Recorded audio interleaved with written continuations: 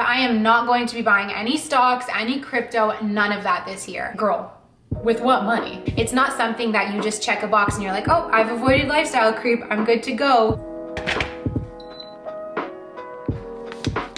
And I was not that person 4 years ago. So it's really, really crazy to be that person. And that's why it's kind of like boring or not sexy or whatever. But stability is sexy, okay? This is the biggest dollar amount goal in a year in terms of like savings, investment, or debt repayment that I think I've ever set. All of the goals leading up to this goal number 6, they are all going to be what helped me achieve this big dream goal.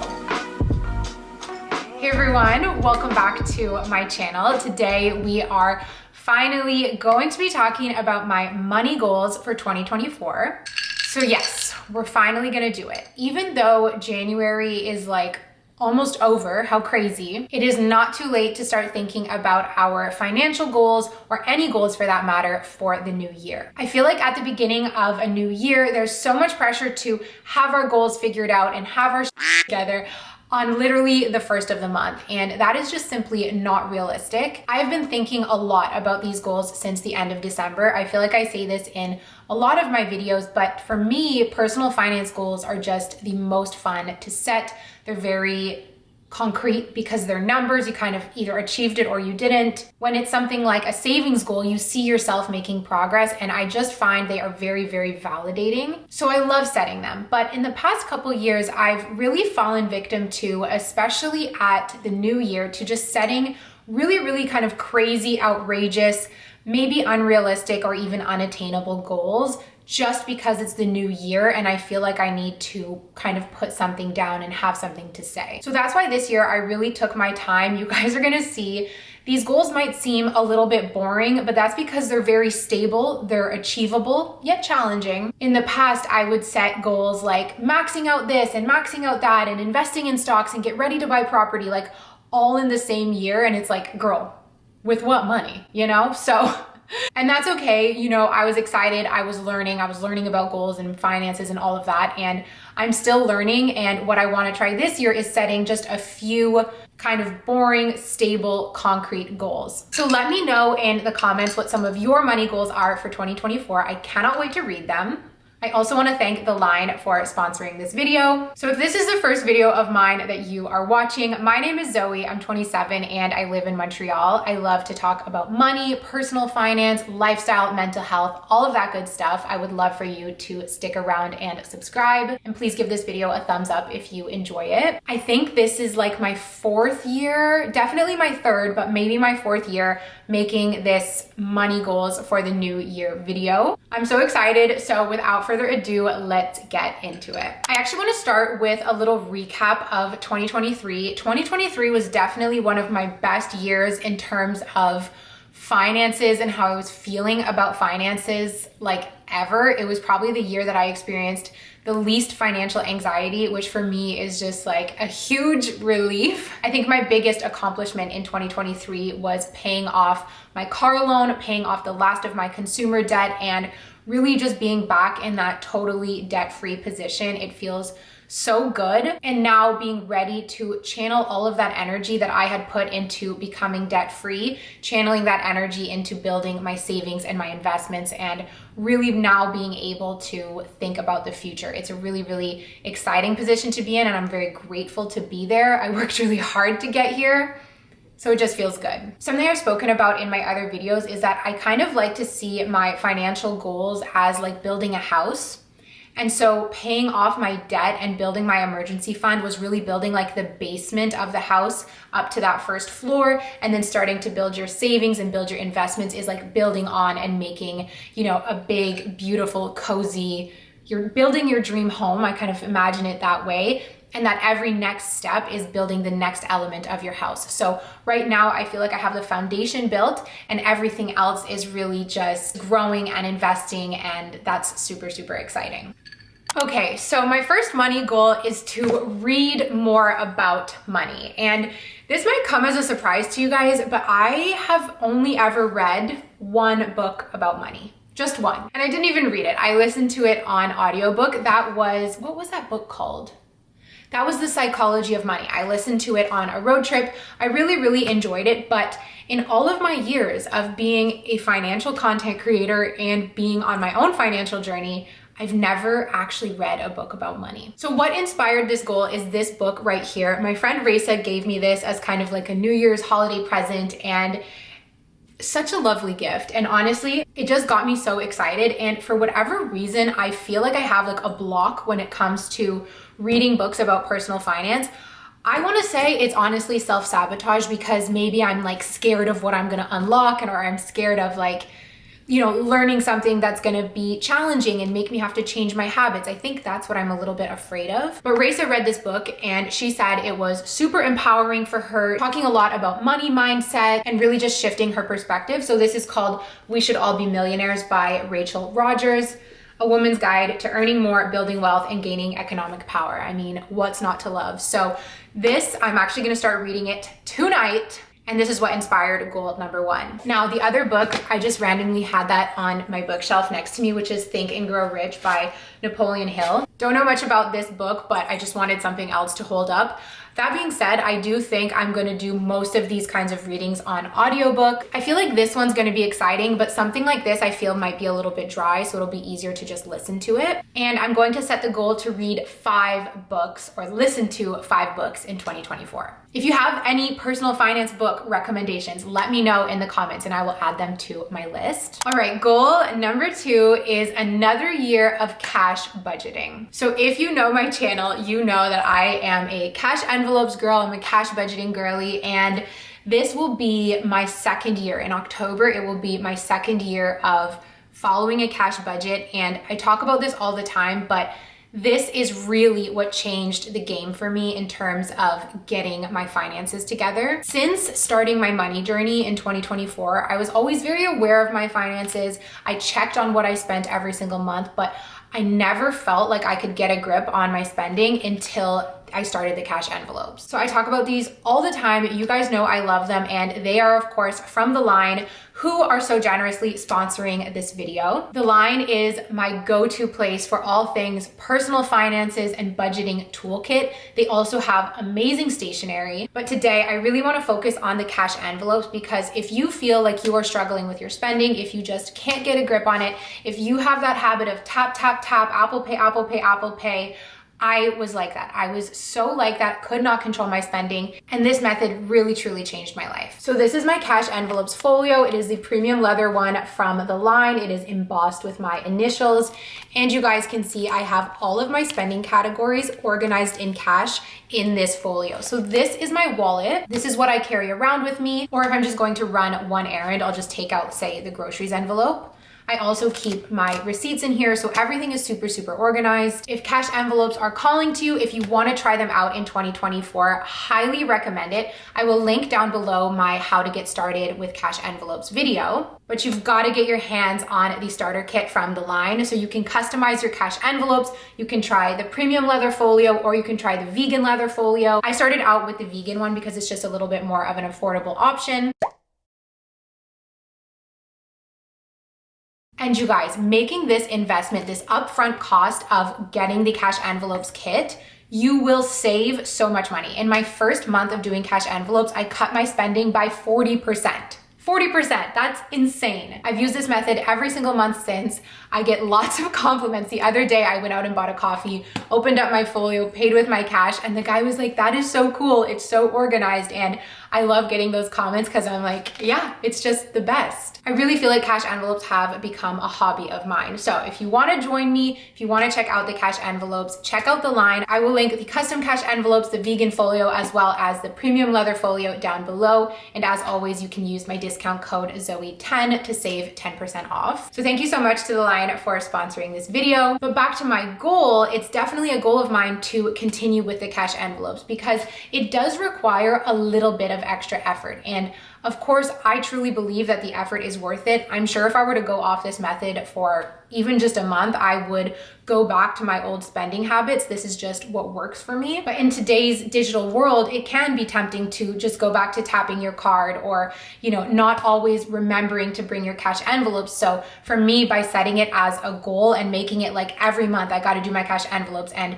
feeling proud when I do them, it just motivates me to stay on this journey, which helps me save money and reduce lifestyle creep, which is actually my goal number 3. So yes, lifestyle creep. My goal number 3 is to avoid lifestyle creep. This is a goal that I set last year, and I set it with certain intentions in my mind. Like I wanted to stop getting my nails done, and I wanted to switch from indoor parking to street parking here in Montreal. And I didn't end up doing those things. I didn't end up reducing my lifestyle creep in the ways that I wanted. But I think overall, just my lifestyle in general, I really did get good at avoiding lifestyle creep last year. I really laid off the Uber Eats. I never ever take Ubers anymore, unless I'm like going to the airport and it's totally unavoidable. I've really embraced learning to cook and cooking at home. I even use meal kits less than I used to. So in the ways that I thought I wanted to reduce lifestyle creep, I didn't do it, but just kind of naturally and through becoming more confident in myself, confident in my abilities like cooking, and just being aware, I've managed to save money in a lot of areas in my life. And this year, I really just want to keep that up. For anyone who doesn't know what lifestyle creep is, it is essentially inflating your lifestyle and spending more as you earn more money. So let's say you get an annual raise of $10,000 and then you upgrade your car and you move to a nicer apartment and you buy all new furniture, and suddenly you've managed to spend that $10,000. Well, you're not really benefiting from that raise aside from your new material possessions. You don't have more money to save, you don't have more money to invest. And that's lifestyle creep. And while I do think it's really nice to treat ourselves and we all want certain nice things, certain comforts, certain luxuries, that's okay. But as your income grows, you just want to find that balance between saving some of the difference and treating yourself in ways that feel good. I personally believe that the more you treat yourself and the more you splurge all the time, the less special it is and the less it even really matters. So by focusing on the things that I really love and the comforts that really bring me joy, I've been able to cut out the rest and as such, avoid lifestyle creep. But that being said, it's kind of like the cash envelopes where it's not something that you just check a box and you're like, oh, I've avoided lifestyle creep, I'm good to go. For me, as someone who is very, very easily influenced, I really do like nice things, I like luxury things. I have to keep avoiding lifestyle creep at the forefront of my mind. And the best example and the thing that I think for me right now is the most relevant is my car. So last year in 2023, I paid off my car, and it can be really tempting to, okay, I paid off my car, like what's next? What's my next car gonna be? And start dreaming about that and thinking, I'm earning a little bit more money now. Maybe I could, start having car payments and have a nicer car or have a luxury car. And it's like, no. My car is safe, it's comfortable. Just constantly reminding myself of what I have now and what I'm grateful for, to avoid, in my case, like wanting to upgrade my car right away. Because we don't need to, My Tiguan, my 2015 Tiguan, she's still running good. I love her. And I think at the end of the day, when it comes to lifestyle creep, it's really about being grateful for what you have, whether that's your home, your car, your things, and not always needing to be chasing that next thing. All right, let's start talking some real numbers, shall we? Goal number 4 is my savings funds. So this year, I really want to get kind of serious about having various saving funds and sinking funds. Sinking funds are accounts that you fill up with the intention of using the money and then refilling it. So last year I set the goal of making a sinking fund for my dog Maggie, and I didn't hit the goal. I think the goal was $500. I made it to about $200, and honestly, it's because it just really wasn't a priority for me. I don't know why. I wish I could tell you guys a good example of why it wasn't a priority, but it just kind of wasn't. But this year I want to make it a priority, and I actually want to have $1,000 in a sinking fund for my dog Maggie, whether that's to get her groomed or if she needs to go to the vet or whatever it may be. I just really want to have $1,000 there covered. So that's sinking fund number 1. Sinking fund number 2 is my vacation fund. This is something I started doing last year. It was such a game changer because I used to be the type of person who would book a vacation, not have any idea how I was going to pay for it, not budget for it, go on the vacation, and then come home and feel really guilty. And that is not a good feeling. Finally, in 2023, and especially in the later part of 2023, I started building that vacation sinking fund, using that money when I go on vacation and coming home feeling so good and so fulfilled and so grateful. It was just the best feeling. So I really want to keep that up this year. And my goal for the vacation sinking fund is $2,000. The next sinking fund is a Christmas sinking fund. This is another thing that I did for the first time last year. And once again, what a game changer. I had such a fun time buying gifts, spoiling my loved ones because I budgeted for it and I didn't need to feel guilty and it was all taken care of. So last year, this is so crazy, like it's such a high amount, but last year I spent $1,500 on Christmas gifts and just things surrounding Christmas, like my sister and I getting our nails done, groceries around Christmas, stuff to make dessert. That all added up to $1,500. So luckily last year I over budgeted for it. This year I know the number, so I really want to save about $1,500 for Christmas of 2024. It's so crazy and I can't believe I'm now that person who thinks about Christmas a year in advance. Like I really can't believe I'm that person. And I don't think I'm going to start saving for it like today because I really do want to fill up Maggie's fund first, fill up the vacation fund. But definitely at the 6-month mark, it's like time to start putting money into the Christmas fund. The next fund is a car fund. This is actually an idea that I got from a subscriber, and I'm really sorry, I can't remember the name of the person who commented this, but they suggested that starting today, I slowly but surely start saving up for a next car. And it doesn't have to be saving up to get a next car in a year or in 2 years, but just slowly building it, because with this car that I currently have, this is the first car I've ever owned. My goal was to buy it cash and I ended up buying I think I did like a third in cash or a quarter. So my next car, I would love to do all cash or mostly cash on the car. So yeah, it's a big expense. And if I start saving for it now, then maybe I can afford, my dream Audi or whatever in 5 years time or whenever it's time to change my car. So I really like that idea of just slowly and in a non-stressed out way, start saving for a future car, but it can also double as a sinking fund in the case of any repairs, tire change. Those of us with cars, we know there's always some expense that pops up. So to start, my goal for 2024 is to save $1,000 in this car fund. And the very last savings fund is so not sexy. It's so adult. It's so annoying. And that is my tooth fund, dentist fund. I am missing a tooth, you guys. This is so weird.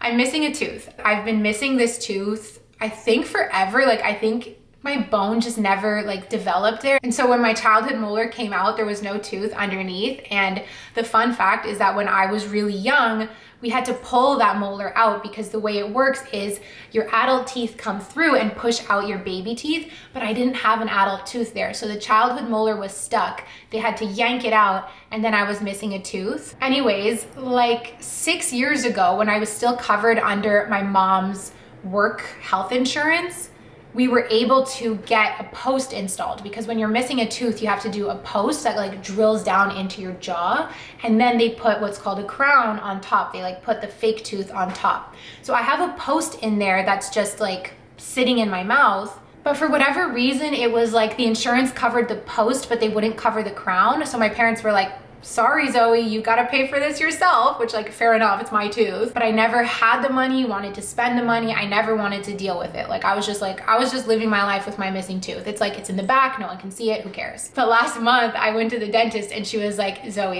enough is enough. You've gotta get this tooth fixed. You can't just go around without a tooth. You need to get it fixed. So I'm like, okay. So anyways, that whole long story to tell you guys that I need to save up $2,000 to get this tooth fixed. Now, part of me is thinking I might just take the $2,000 from my emergency fund, because I know myself and saving up for this tooth is so not sexy and it's so not something that I want to do.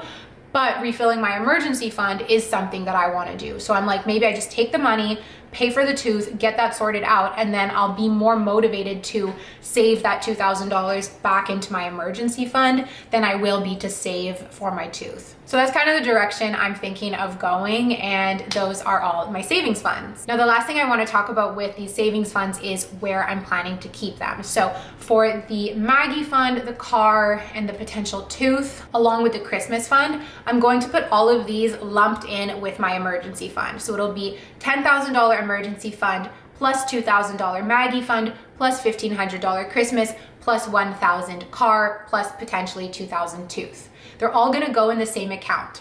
Why? They're all gonna go in the same account because this way I can earn more interest on the money in this account as opposed to having a bunch of separate accounts. Because these are all things that I don't intend on spending very often, I don't need the money every single month, it just makes sense to lump them all together. And I have a tracker on my computer. I just added a sheet into my budget tracker from the line where I can track the total amount that's in this kind of giant sinking fund, let's call it. And then on the side, I see the breakdown of emergency fund balance, Maggie fund balance, etc. So that's how I'm planning to store that. And then for now, my vacation fund is separate because that's more like spendy fun money and I like to have them separated kind of in my head. But there is a chance that I lump them all together to go get more interest. Right now, my emergency fund, which we will then add the sinking funds onto, is in a Wealthsimple cash account earning 4% interest, which is pretty good. Goal number 5 is my earnings goal for the year. In 2023, my goal was to earn $5,000 before taxes per month. In 2024, my goal is going to be to earn $6,000 before taxes every single month. So my current streams of income are YouTube. I would say YouTube is my main source of income, my biggest source of income. And within YouTube, there is my AdSense paycheck and any sponsored videos. To supplement my YouTube income, I also work as a freelance copywriter, so that is my second stream of income. And then I have my kind of side hustle as a bar instructor. So those are my 3 streams of income, and my goal is to earn $6,000 across all of them. Like I said, last year my goal was 5. There were some months where I just barely hit it. There were some months where I earned quite a bit more. My income fluctuates so much. It's just the nature of YouTube. It's also the nature of copywriting. Definitely the biggest fluctuations do come from YouTube. So that's why I set kind of a monthly goal. I also just have the personality type where if I set a really big earnings goal, because with some goals, it's really nice to set a big goal, kind of like shoot for the moon, land among the stars. But for me, when it comes to my earnings, if I set a really big goal, let's say I set I want to earn $10,000 a month. If I don't hit $10,000 a month, I'm going to be really disappointed. And I won't even be grateful that I earned 7. I just know myself.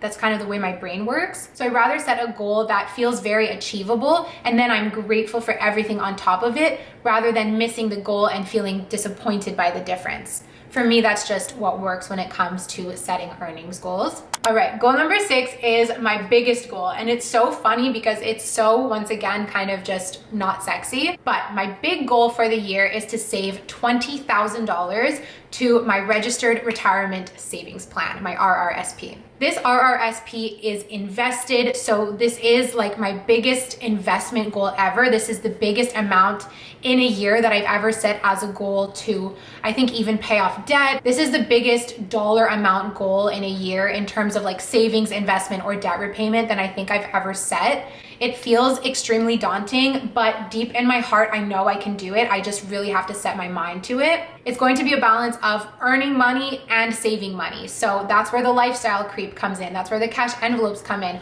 All of the goals leading up to this goal number 6, they are all going to be what help me achieve this big dream goal. So $20,000 is a ton of money. And in the past, I would set a goal $20,000 or max out this, max out that, a big dollar amount. But if you break down a big dollar amount on a monthly basis, it starts to feel less doable. So in the past, when I would set a big dollar amount goal, I would just be all right, let's go. I wouldn't think about the day-to-day implications of actually achieving that goal. The best thing I ever learned, and it's so kind of obvious, but to me it wasn't obvious, was taking your annual goals and breaking them down into bite-sized monthly actionable items. So my plan to achieve $20,000 in 1 year is to save $1,000 a month.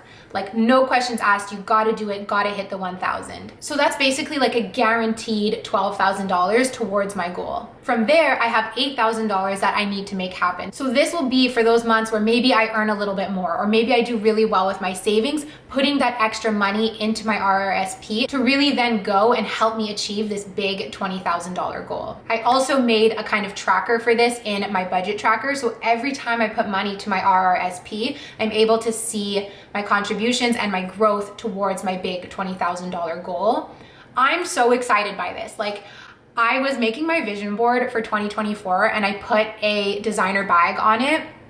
I would love to have a Bottega bag, okay? But I'm looking at the Bottega bag and I'm like, I would love to have you, but I would love to have my $20,000 goal more. So it's like, if I hit my $20,000 goal, then we can start thinking about the Bottega bag. She's beautiful, she's lovely, but I'm gonna be happier with that money in my bank account. And I was not that person 4 years ago. So it's really, really crazy to be that person. And that's why it's kind of like boring or not sexy or whatever. But stability is sexy, okay? So once again, $20,000 invested this year.